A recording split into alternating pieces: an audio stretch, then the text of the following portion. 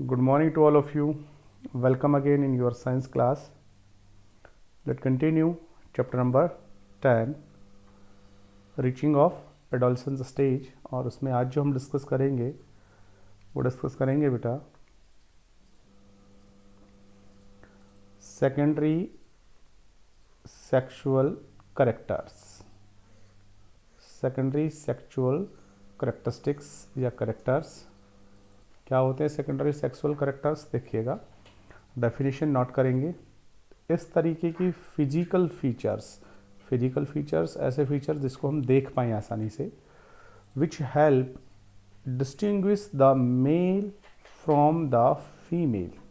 ऐसे physical feature जिनके द्वारा हम मेल और फीमेल दोनों में अंतर कर सकें और कोल्ड सेकेंडरी सेक्सुअल करेक्टरिस्टिक्स। ऐसे करेक्टर को ही हम क्या कहते हैं, सेकेंडरी सेक्सुअल करेक्टरिस्टिक्स कहते हैं, जिनकी हेल्प से हम मेल और फीमेल में डिस्टिंग्विश कर सकें। The secondary sexual characteristics in humans are given below. कौन कौन से करेक्टर्स होते हैं देखिएगा। मेल के अंदर सेकेंडरी सेक्सुअल करेक्टर्स क्या होते हैं जिनसे कि हम मेल को आइडेंटिफाई करते हैं। ग्रोथ ऑफ प्यूबिक हेयर, जो प्यूबिक एरिया होता है, जंघाओं का जो एरिया होता है जांघों वाला, उस एरिया में हेयर डेवलप होने लग जाते हैं। बियर्ड, दाढ़ी और मॉस्टैच, मूछ आने लग जाती है, दाढ़ी मूछ आने लग जाती हैं, जिनसे कि हमें पता लगता है कि ये मेल है। ठीक है।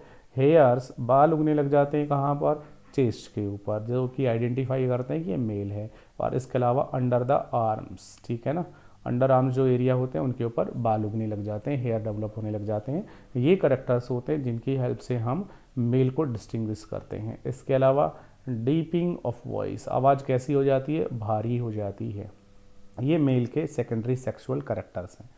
फीमेल को कैसे आइडेंटिफाई करते हैं, तो फीमेल के जो सेकेंडरी करेक्टर्स हैं बेटा, सेकेंडरी सेक्सुअल करेक्टरिस्टिक्स हैं, वो है एनलार्जमेंट ऑफ ब्रेस्ट। छोटा जब बच्चा होता है तो मेल फीमेल में जो चेस्ट होती है वो बराबर होती है, लेकिन जैसे जैसे एडोलसेंट स्टेज आती है तो फिर फीमेल जो होती है उनके अंदर ब्रेस्ट जो हैं वो बड़े होने लग जाते हैं, हिप्स जो होते हैं वो चौड़े होने लग जाते हैं बेटा। ठीक है। और इसके अलावा उनमें भी जो प्यूबिक एरिया होता है वहाँ पर बाल आने लग जाते हैं, और इसके अलावा जो अंडर आर्म्स एरिया होता है उसमें भी बाल ग्रो करने लग जाते हैं, हेयर्स आने लग जाते हैं। तो ये फीमेल के सेकेंडरी सेक्सुअल करेक्टर्स हैं। सेकेंडरी सेक्सुअल करेक्टर्स का मतलब इस तरीके के फीचर्स जिनसे हम मेल फीमेल को डिस्टिंग्विश करते हैं। The changes which occur at adolescence are controlled by hormones. और ये जो चेंज होते हैं एडोलसेंस स्टेट में, ठीक है ना, ये सारे के सारे किससे कंट्रोल्ड होते हैं बेटा, हार्मोन से कंट्रोल्स होते हैं। अब ये हार्मोन्स क्या होते हैं, तो आज का जो हमारा चैप्टर है वो पूरा का पूरा हार्मोन के ऊपर बेस्ड है। तो आज हम हार्मोन्स के बारे में ही डिस्कस करेंगे। ठीक है, चलिएगा। आज हम हार्मोन्स के बारे में पढ़ते हैं कि हार्मोन्स क्या होते हैं। मेरे साथ साथ इनको नोट भी करना है आपको, हार्मोन्स किसको कहते हैं। ठीक है बेटा, हार्मोन्स देखिएगा, physical growth, metabolism and the changes which occur in body during adolescence. Adolescence जो हमारी स्टेज होती है, उस एडोलसेंस स्टेज के अंदर जो फिजिकल ग्रोथ होती है, जो मेटाबॉलिज्म होता है और जो चेंजेस होते हैं, ये सारे के सारे कंट्रोल्ड होते हैं बाई कुछ केमिकल रेगुलेटर्स के द्वारा। कुछ हमारी बॉडी में केमिकल्स बनते हैं जो कि इन सारी चीज़ों को कंट्रोल करते हैं। ठीक है। और ये केमिकल्स जो होते हैं ये कहाँ से सीक्रेट होते हैं, these chemicals secreted by endocrine glands. ये जो केमिकल्स होते हैं ये एंडोक्राइन ग्लैंड से सीक्रेट होते हैं, और एंडोक्राइन ग्लैंड्स का ये दूसरा नाम होता है डक्टलेस ग्लैंड भी इनको कहते हैं। और ये जो केमिकल्स हैं जो कि इन सारी चीज़ों को कंट्रोल करते हैं, रेगुलेट करते हैं, इन केमिकल्स को ही हम हार्मोन्स कहते हैं। तो हार्मोन्स का डेफिनेशन हो जाएगा, the chemical regulators secreted by ductless gland और endocrine gland are called hormones. और ये काम क्या करते हैं, ये हमारी ग्रोथ और हमारी बॉडी में होने वाले चेंजेज और हमारा जो मेटाबॉलिज्म होता है उसको कंट्रोल करते हैं, रेगुलेट करते हैं। That's right. अब देखिएगा, हमारी बॉडी में बेटा जो ग्लैंड्स होती हैं वो दो टाइप की होती है, एक होती है विद डक्ट और एक होती है डक्टलेस ग्लैंड। ठीक है।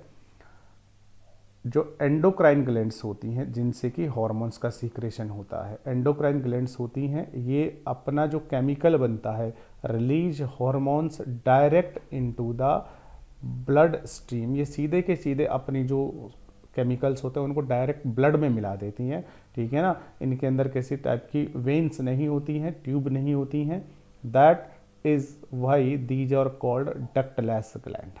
जबकि दूसरे टाइप की जो ग्लैंड होती है जैसे स्वीट ग्लैंड, तो हमारी जो स्किन है बेटा, इस स्किन में काफ़ी नीचे होती है स्वीट ग्लैंड, लेकिन उन स्वीट ग्लैंड से डक्ट निकल के आती है और फिर इनसे जो पसीना निकलता है स्वीट, वो उन डक्ट की हेल्प से हमारी बाहर बॉडी के ऊपर आता है। तो इन ग्लैंड के अंदर स्वीट जो ग्लैंड है उनमें डक्ट लगी होती है और डक्ट की हेल्प से इनका जो सिक्रेट है वो बाहर निकल के आता है। तो ये एंडोक्राइन ग्लैंड नहीं होंगी, ठीक है ना।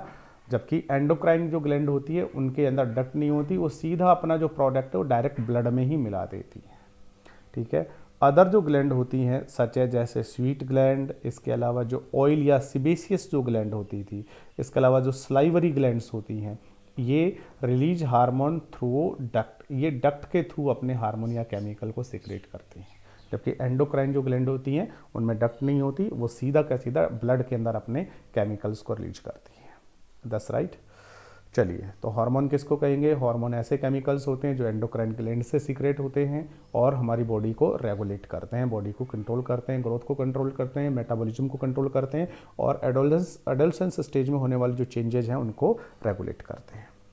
Once the puberty is reached, अगर एक बार प्यूबर्टी आ गई, प्यूबर्टी आने का मतलब है हमारे रिप्रोडक्टिव ऑर्गन मैच्योर हो गए हैं, प्यूबर्टी आ गई है, तब क्या होता है, तो जो फीमेल्स होती हैं उनके अंदर हार्मोन निकलता है एक जिसका नाम होता है एस्ट्रोजन, ठीक है।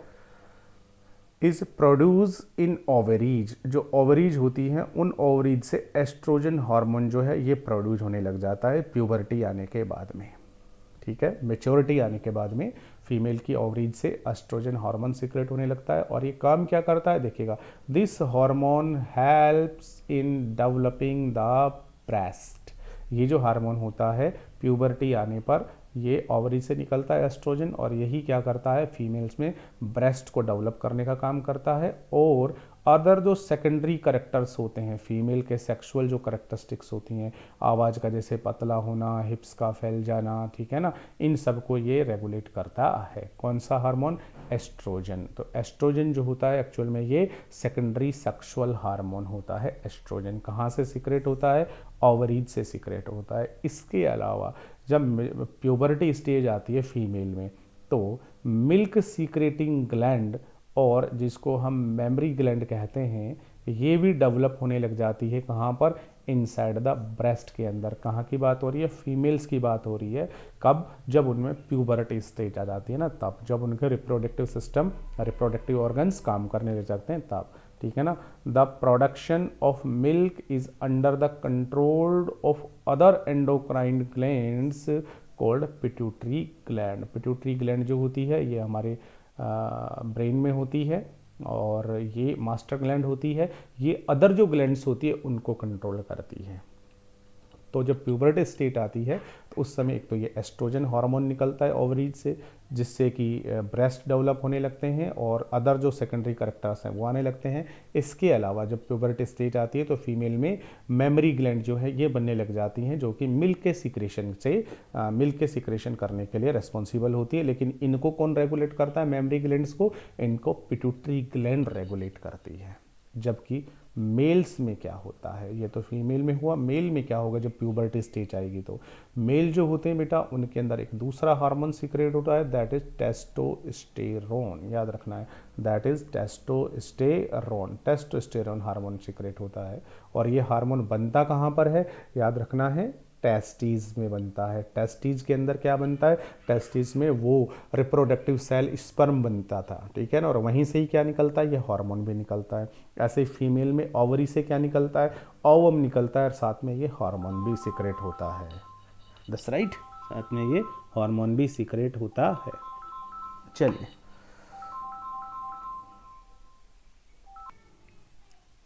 सॉरी फॉर डिस्टर्बेंस बेटा। मेल के अंदर जो टेस्टोस्टेरोन हार्मोन है ये सीक्रेट होता है और कहाँ से होता है? टेस्टिस से, ठीक है, मेल की बॉडी के अंदर।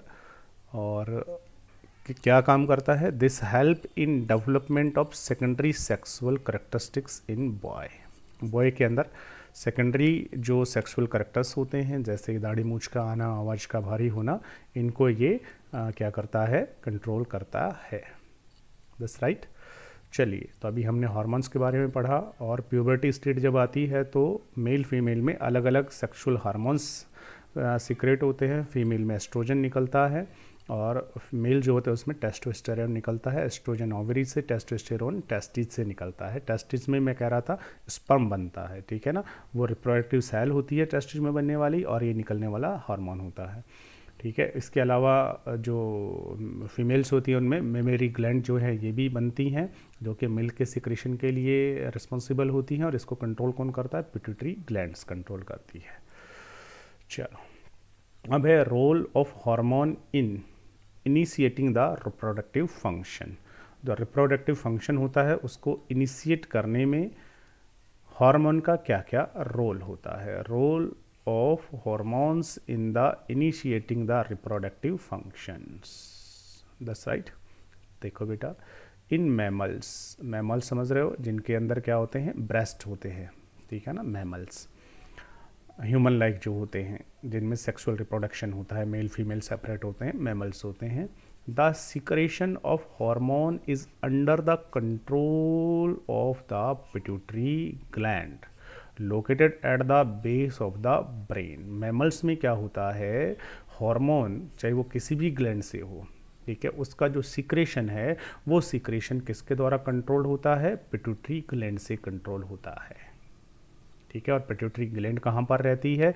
ये ब्रेन का जो बेस होता है वहाँ पर होती है। These hormones reach the other gland to stimulate the production of other hormones। समझ रहे हो क्या कह रहा है? ये कह रहा है बेटा कि जो आपका माइंड होता है, ब्रेन जो होता है बेटा, उस ब्रेन के बेस पर यहाँ पिट्यूटरी ग्लैंड होती है, और इस पिट्यूटरी ग्लैंड से जो हार्मोन निकलते हैं ये हार्मोन जाते हैं दूसरी ग्लैंड पर, जैसे टेस्टिस पर, ओवेरी पर, लीवर पर, और जो ग्लैंड्स होती है उन पर जाते हैं, और उन पर जा कर के उनको एक्टिवेट करते हैं, और फिर उनसे हार्मोन का सिक्रीशन होता है, और ये जो हार्मोन्स होते हैं ये फिर अपना नेचुरल फंक्शन करते हैं। That's right. तो कंट्रोल कौन करता है? पिट्यूटरी ग्लैंड, उससे हार्मोन निकलते हैं, और वो हार्मोन क्या करते हैं? दूसरी जो ग्लैंड होती है उनके ऊपर जाकर उनको स्टिमुलेट करते हैं, और उनसे हार्मोन का प्रोडक्शन होता है। The hormone released by the endocrine gland, और फिर इन ग्लैंड से जो हार्मोन रिलीज होंगे, ठीक है, एंटर द ब्लड स्ट्रीम, और ये सीधे कहाँ पर मिल जाते हैं? ब्लड में मिल करके पूरी बॉडी में फैल जाते हैं। The hormone then reaches a specific body part, यहाँ से जो हार्मोन निकलेगा वो ब्लड में फैल जाएगा, और ब्लड के थ्रू वो एक बॉडी के स्पेशल पार्ट में जा कर के रिएक्ट करेगा, ठीक है। और जिस बॉडी के पार्ट में, सच एज वो एक ऑर्गन भी हो सकता है, बॉडी का पार्ट, टिश्यू भी हो सकता है, या कोई सेल भी हो सकती है, such a body part is called the target site. उसको हम क्या कहते हैं? टारगेट साइट कहते हैं। The target site any body part, जहाँ पर कि जाकर के हार्मोन को रिएक्ट करना है, then respond to the hormone, वो हार्मोन के आने पर रेस्पॉन्ड करता है। The onset of puberty is controlled by hormone, onset of puberty controlled by hormone, ठीक है। प्यूबर्टी जो होती है बेटा वो किसके द्वारा कंट्रोल होती है? हार्मोन्स के द्वारा। हार्मोन्स आर रेस्पॉन्सिबल होते हैं किसके द्वारा? किसके लिए? For the secondary male and females characteristics के लिए। इन मेल के अंदर सेक्स हार्मोन कौन सा होता है? टेस्टोस्टेरोन, जो कि कहाँ से? टेस्टिस से सिक्रेट होता है। फीमेल में कौन सा होता है? एस्ट्रोजन होता है, जो कि ओवरीज से सिक्रेट होता है, ठीक है। The secretion of sex hormone is controlled होता है किसके द्वारा? पिट्यूटरी ग्लैंड के द्वारा जो हार्मोन्स निकलते हैं उनके द्वारा कंट्रोल्ड होता है। समझ में आ रही बात आपको?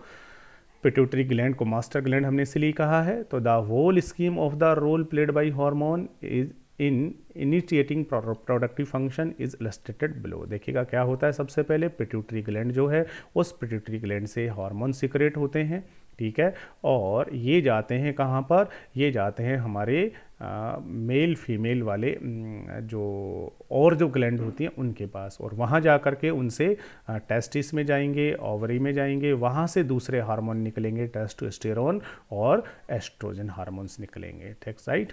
और ये जो हार्मोन अब निकले हैं ये रिलीज हो जाएंगे, सीधे कहाँ मिलाई जाती हैं, ब्लड में, ब्लड में मिलने के बाद पूरी बॉडी में फैल जाते हैं, पूरी बॉडी में फैलने के बाद ये किसी स्पेशल बॉडी के पार्ट पर जाते हैं जिसको हम टारगेट साइट कहते हैं, और वहाँ जा कर के हार्मोन जो है वो स्टिमुलेट करते हैं बॉडी में होने वाले चेंज को, जैसे कि दाढ़ी मूंछ आना, ठीक है, आवाज़ का भारी होना, हिप्स जो है उनका ब्रॉडर हो जाना, ब्रेस्ट का डेवलपमेंट हो जाना, फिर ये वहाँ जा कर के अपना फंक्शन करते हैं। ये हो गया है रोल ऑफ हॉर्मोन्स। इसके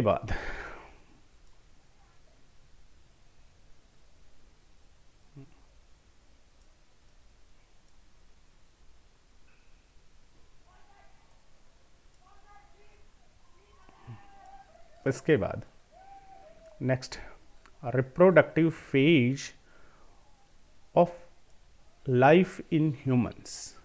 हार्मोन्स होने के बाद ये बहुत इंपॉर्टेंट चीज़ है, reproductive phase of life in humans.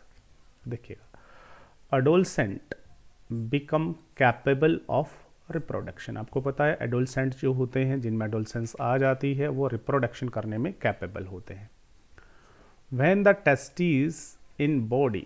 testes in boys and ovaries in girl begin to produce sex cell, ठीक है, जिनको कि हम गैमेट्स कहते थे। The male gametes is called sperm and female gametes is called ovum, that's right. तो ऐसा हमने पढ़ लिया है कि जैसी एडोलसेंस स्टेज आती है तो जो रिप्रोडक्टिव ऑर्गन्स होते हैं वो मैच्योर हो जाते हैं और वो सेक्स जो सेल्स होती हैं उनको बनाने लग जाते हैं। मेल के, जिनको हम गैमेट्स भी कहते थे, मेल में जो सेक्स सेल बनती है या वो जो सेल बनती है मेल के अंदर, उसको हम क्या कहते हैं, रिप्रोडक्टिव सेल स्पर्म, फीमेल की ओवम कहती है। The capacity to produce mature gametes, ठीक है, last longer in man than in women, ठीक है। मैन जो आदमी जो है बेटा, मैन के अंदर, उनके अंदर थोड़ी लंबी होती है, जबकि उनके अंदर थोड़ी छोटी होती है फीमेल के अंदर। देखिएगा फीमेल में क्या होता है, फीमेल के अंदर या वुमेन्स में क्या होता है, द रिप्रोडक्टिव फेज बिगेन, ये जो ओवा बनना है, ठीक है ना, उनके ओवरी के अंदर, ये प्यूबर्टी स्टेज 10 से 12 साल से स्टार्ट होकर के, और ये कब तक बनता रहता है, लगभग 45 टू 50 ईयर तक उनके ओवरी के अंदर ये जो एग है इसका फॉर्मेशन होने रहता है। इस मतलब इनके रिप्रोडक्टिव जो एज होती है वो यहाँ से लेकर के यहाँ तक होती है।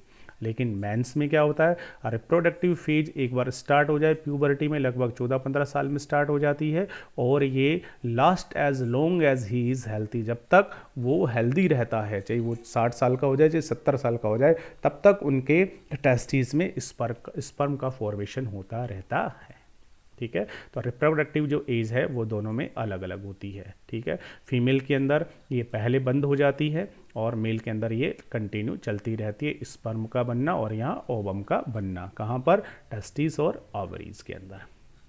नेक्स्ट है मेंस्ट्रुएशन एंड मेनोपॉज। क्या होता है मेंस्ट्रुएशन एंड मेनोपॉज, तो ये गर्ल्स के अंदर बहुत इंपॉर्टेंट होने वाला काम है, इसमें कहीं शर्माना नहीं चाहिए और समझें इसे, ठीक है। मेंस्ट्रुएशन एंड मेनोपॉज, देखिएगा, इन गर्ल्स में क्या होता है, with the onset of puberty ovaries start releasing matured egg. जैसे उनके अंदर प्यूबर्टी स्टेट आती है तो गर्ल्स जो होता है बेटा, उन गर्ल्स की बॉडी से किसका कौन बनने लग जाते हैं, एग बनने लग जाते हैं। कहाँ पर बनते हैं, ये ओवरी में। अब आपको ओवरी याद होना चाहिए, ओवरी कुछ इस तरीके की स्ट्रक्चर्स होती थी, ये यूट्रस होता था ऐसे करके, और ये ओवरी होते थे, यहाँ पर एग बनने लग जाते हैं। जैसे ही प्यूबर्टी स्टेट आ जाएगी वैसे ही एग बनना स्टार्ट हो जाएंगे, ठीक है। अब ये एग बनेंगे, बनने के बाद ये एग यहाँ से निकल के यूट्रस में आ जाते हैं, ठीक है।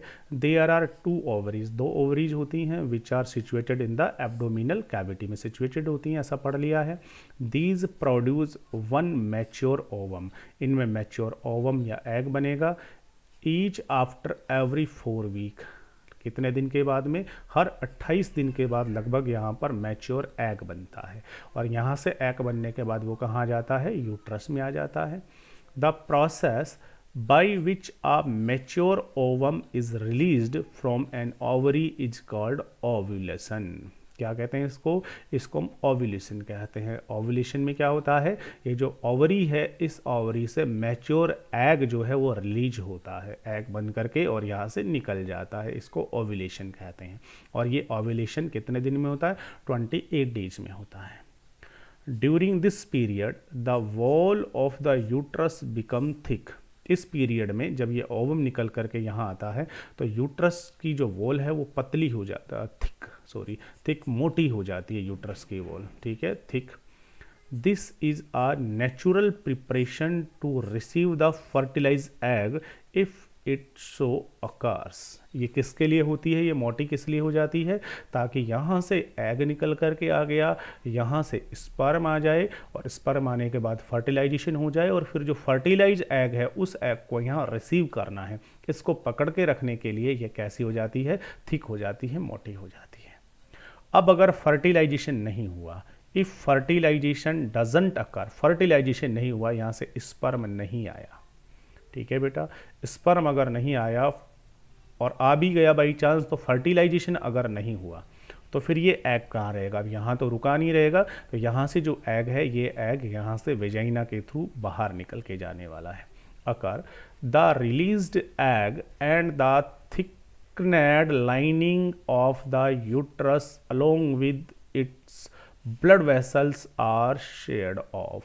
तो फिर क्या होता है, ये जो एग है ये और ये जो थिक जो आपका यूट्रस है ये, इसकी लाइनिंग और साथ में यहाँ की ब्लड वेसल, ये सब कुछ यहाँ से निकल करके और कहाँ चली जाती है? बाहर चली जाती है। कितने दिन के बाद? हर एक 28 डेज के बाद यहाँ से एग आएगा, एग यहाँ रुकेगा, ठीक है, और उस दौरान नेचुरली ये जो यूट्रस की वॉल है ये थिक मोटी हो जाती है। किसके लिए? ये फर्टिलाइज एग को कैप्ट करने के लिए। बट फर्टिलाइजेशन नहीं हुआ 28 डेज में, तो फिर ये कहाँ निकल के आ जाएगा? बाहर। और बाहर आने के साथ में यहाँ के आसपास की वो जो लाइनिंग है यूट्रस की, वो ब्लड वेसल, वो सब कुछ निकल करके बाहर आ जाती है। दिस कोज ब्लीडिंग, ठीक है, जिससे क्या होगी? ब्लीडिंग होगी और ये सब कुछ मटेरियल निकल करके बाहर आ जाएगा, एग और वो लाइनिंग ब्लड वेसल्स निकल के बाहर आ जाएगी। इसी को हम कहते हैं menstrual flow, that is menstrual flow. The bleeding in womens due to the breakdown of thickened inner wall of the uterus. Uterus की जो वॉल है, ठीक है, उसके टूटने के कारण से, हटने के कारण से ब्लीडिंग होने लगती है and its blood vessel is called mensuration। blood vessels क्या कहलाती है? mensuration, ठीक है। the menstrual flow last for 4 to 7 days। और कब तक होता है ये? लगभग 4 से लेकर के 7 डेज तक ब्लीडिंग होती रहेगी, ये फ्लो होता रहेगा, यहाँ से हट हट करके वो थिक वॉल्स जो हैं वो निकल के बाहर आती रहेंगी, वेसल्स बाहर आती रहेंगी। That's right. menstruation occurs once in about 28-30 days। हर एक 28 से लेकर 30 डेज के अंदर ये menstruation occur होगा, क्योंकि हर 28 डेज में यहाँ से एग निकल करके यहाँ आ जाएगा। फर्टिलाइजेशन नहीं हुआ तो फिर वो बाहर निकलेगा, तो अपने साथ यहाँ के आसपास की थिक वॉल जो है उनको ब्लड वेसल्स को निकल के बाहर निकल जाता है। तो हर एक 28 डेज या 30 डेज के अंदर इस तरीके का साइकिल रिपीट होता रहता है। इसी को हम कहते हैं menstruation cycle। That's right। The cycle of changes taking place in ovaries and uterus every 28 days and marked by the menstrual flow is called menstruation cycle। इसी को ही हम MC कह देते हैं, menstruation cycle। That's right। कब तक होता है? तो देखिएगा ये लगभग 12-13 साल की उम्र से स्टार्ट हो जाता है, क्योंकि इस समय प्यूबर्टी स्टेज आ जाती है। और कब तक चलता रहेगा? एट 45 to 50 ईयर, लगभग 45-50 ईयर तक कंटिन्यू ऐसे ही चलता रहता है इस तक। और उसके बाद क्या होता है, ये जो मेंस्ट्रुअल साइकिल होता है ये स्टॉप हो जाता है, यहाँ से ओवरी बनना बंद हो जाता है। अब ओवरी ही अगर नहीं बनेगा तो फिर ओवरी नहीं बनेगा तो ये कहाँ पर नहीं आएगा? यूट्रस में नहीं आएगा, और यूट्रस में नहीं आएगा तो फिर इसका इवोल्यूशन भी बंद हो जाएगा। The stoppage of menstrual flow and the other associated event in the body of a female is called menopause। इसको क्या कहते हैं हम? menopause कह देते हैं। जब menstruation cycle बंद हो जाता है, that is menopause होता है बेटा, menopause कहलाता है। That's right. अब मेंस्ट्रुअल साइकिल में क्या क्या होता है, तो देखिएगा मेंस्ट्रुअल जो साइकिल होता है इसके अंदर क्या क्या होता है। मेंस्ट्रुअल साइकिल इंक्लूड क्या क्या होता है, सबसे पहले मेंस्ट्रुएशन ऑफ एग, ठीक है। सबसे पहले मेचूरेशन ऑफ एग, मेच्योर एग बनता है ओवरी के अंदर जो मेच्योर हो जाता है। फिर एग रिलीज होता है ओवरी से निकल करके जिसको हम ओव्यूलेशन कहते हैं। उसके बाद thickening of the uterine wall, जो आपका यूटराइन वॉल है, यूट्रस की वॉल है, वो मोटी हो जाती है। फिर उसके बाद फर्टिलाइजेशन नहीं हुआ है तो break down of the thickened inner wall, inner जो वॉल है वो टूट जाएगी of the uterus if pregnancy doesn't occur, अगर प्रेगनेंसी नहीं हुई है तो, ठीक है, फर्टिलाइजेशन नहीं हुआ है तो टूट के बाहर आ जाएगी। In case the egg is fertilise, अगर एग का फर्टिलाइजेशन हो गया है तो फिर क्या होता है, it being to divide and then get embedded in the uterus for the further development. अगर फर्टिलाइजेशन हो गया है तो फिर क्या होता है बेटा, तो फिर ये जो एग होता है ये एग डिवाइड होकर के और इसी में ही ये जो यूट्रस की वॉल है ना इसी में ही एम्बेडेड हो जाएगा, धस जाएगा, यहीं पर ही रहेगा और यहाँ पर इसका डेवलपमेंट होकर के न्यू बॉर्न बेबी बन जाएगा। That's right. फर्टिलाइजेशन नहीं हुआ है तो ये बॉडी से बाहर निकल के आ जाएगा, ठीक है। देखिएगा the beginning of menstruation at puberty के टाइम में इसका स्टार्ट होना, बिगनिंग होना क्या कहलाता है, इज कॉल्ड मेनार्ची। इसको हम क्या कहते हैं, मेनार्ची कहते हैं। जबकि इसका स्टॉप होना क्या कहलाता है, मीनोपॉज कहलाता है, ठीक है। It mark that start of reproductive life of the women. इसके साथ ही वुमेन्स की रिप्रोडक्टिव लाइफ क्या हो जाती है, स्टार्ट हो जाती है और जो कि 40 to 45 ईयर्स तक रहती है। That's right. ये लीजिए, अब जो आज हमने पढ़ा एक बार उसका क्विक रिवीजन कर लेते हैं, उसके बाद कुछ क्वेश्चंस को सॉल्व करेंगे। क्विक रिवीजन देखिए, द फिजिकल फीचर्स जो कि हमें किस चीज़ में हेल्प करेंगे, डिस्टिंग्विश करने में हेल्प करेंगे मेल और फीमेल को, उनको हम कहते हैं सेकेंडरी सेक्सुअल करैक्टरिस्टिक्स, ठीक है। मेल में क्या होती हैं, ग्रोथ ऑफ प्यूबिक हेयर, दाढ़ी मूंछों का आना सॉरी, हेयर ऑन चेस्ट और अंडर आर्म्स में और आवाज़ का भारी होना। फीमेल में क्या होता है, enlargement of breast, hip, appearance of pubic hair और हेयर इन अंडर आर्म्स, ये फीमेल के सेकेंडरी सेक्सुअल करैक्टर्स होते हैं। फिजिकल जो हमारी ग्रोथ होती है, मेटाबॉलिज्म होता है और हमारी बॉडी में जो चेंजेज आते हैं वो सब के सब किसके द्वारा कंट्रोल्ड होते हैं, वो सब के सब कंट्रोल्ड होते हैं हार्मोन्स के द्वारा। हार्मोन्स जो है वो किसके द्वारा सिक्रेट होते हैं, हार्मोन्स जो एंडोक्राइन ग्लैंड होती है उनके द्वारा सिक्रेट होते हैं। और हार्मोन के सिक्रेशन को कौन कंट्रोल करता है, वो पिट्यूटरी ग्लैंड। प्यूबर्टी स्टेट जब आती है तो फीमेल के अंदर कौन सा हार्मोन सिक्रेट होता है, एस्ट्रोजन, जो कि कहाँ बनता है, ओवरीज में। और इसके साथ में प्यूबर्टी स्टेट में उनके अंदर मिल्क को बनाने के लिए जो मेमोरी ग्लैंड्स होती हैं वो भी डेवलप होने लग जाती हैं, कहाँ पर, ब्रेस्ट के अंदर, जो कि किससे कंट्रोल होती हैं, पिट्यूटरी ग्लैंड से कंट्रोल होती हैं। मेल के अंदर कौन सा हार्मोन निकलता है, टेस्टोस्टेरोन, जो कि कहाँ बनता है, टेस्टिस में बनता है, ठीक है।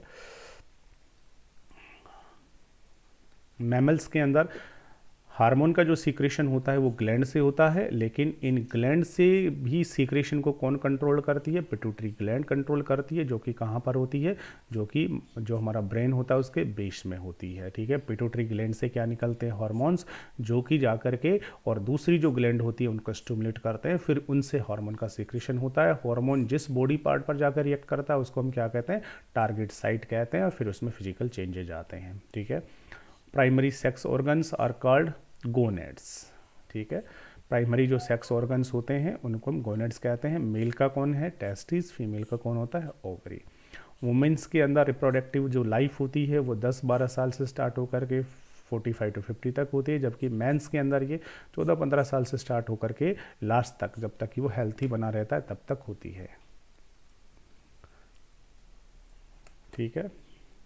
गर्ल्स के अंदर ऑनसेट प्यूबर्टी जैसे स्टार्ट होती है, ओवरीज के अंदर क्या, मेच्योर्ड एग बनने लग जाता है। मेच्योर्ड एग जब बनता है तो ब्रीडिंग के साथ में यूट्रस की जो वॉल है वो थिक होकर के इनर वॉल जो है वो टूट के बाहर आ जाती है अनफर्टिलाइज्ड एग के साथ, जिससे मेंस्ट्रुएशन कहते हैं। मेंस्ट्रुएशन जो साइकिल होता है ये लगभग हर 28 से 30 डेज के अंदर आता है और कब तक रहता है, 4 to 7 डेज तक रहता है।